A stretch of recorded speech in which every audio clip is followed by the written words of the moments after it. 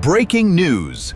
We interrupt this program for an urgent update from Ho Chi Minh City. Good evening.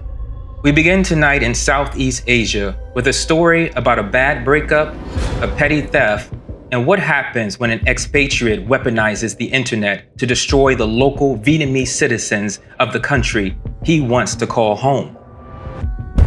In Ho Chi Minh City, Vietnam, a local real estate agency, a business that has spent 10 years helping foreigners settle into their new lives, is fighting for its survival tonight. And the threat isn't coming from the economy or current wars. It's coming from a former tenant, a 31-year-old British expat who, facing a debt of just over 17 million Vietnamese dong, decided to digitally erase the agency entirely from the internet. We're talking about everything. It began as a bizarre domestic dispute.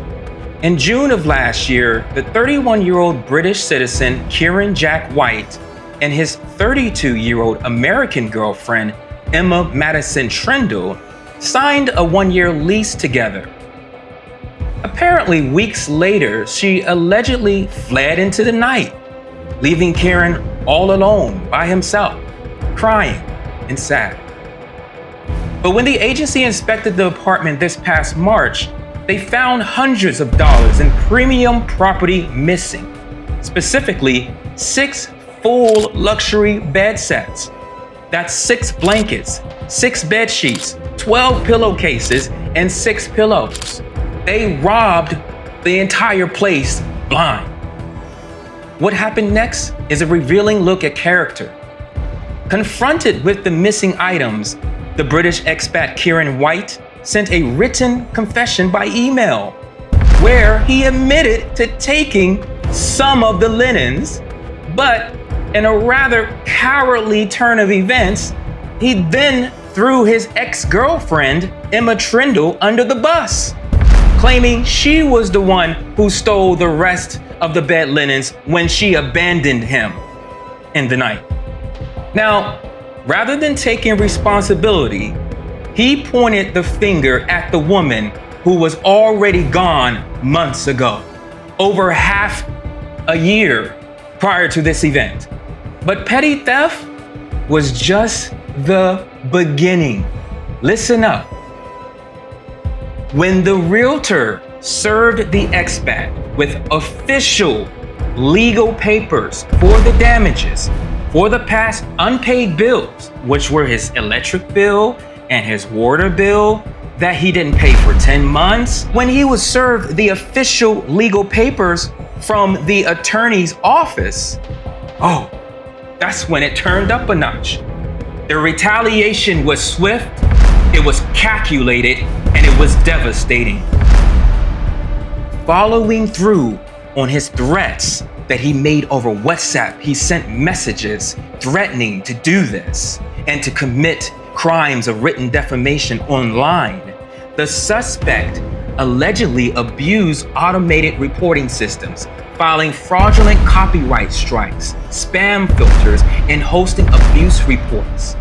Within 48 hours, the agency's website was taken offline. Their 6-year-old YouTube channel that was just about to be monetized. They hit their goal. Their subscribers were going up. It was over 120 new subscribers in the past 28 days, doing really great. That channel was immediately terminated. Their email systems were paralyzed. He didn't just refuse to pay his bills, he severed the agency's ability to invoice anyone else. Let's take a step back for a moment and just put our humanity hat on just for a moment, please. And consider with me, consider for a moment the human cost of this digital sabotage. We are living in a time of crippling global inflation. Rents are high, groceries are expensive, gas prices, come on guys. And because of these acts by Kieran Jack White, Innocent Vietnamese workers are now out of work, left wondering how to feed their families and cover their rent this month. Vietnamese property owners who rely on this agency to find tenants are losing vital rental income. It doesn't just impact one or two people, it impacts an entire community. And this, ladies and gentlemen, it is a stark reminder of the responsibility expatriates hold when moving abroad. The people of Vietnam opened their doors to this individual, and in return, local livelihoods have been severely damaged to cover up a theft. Doesn't that sound familiar?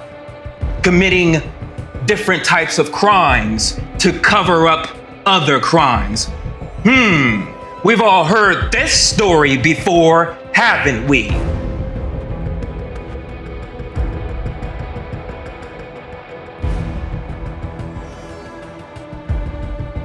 The agency has now proceeded with preparations of criminal petitions to the local police and have had multiple meetings thus far, but the clock is ticking. The British expat's visa expires in just 2 days.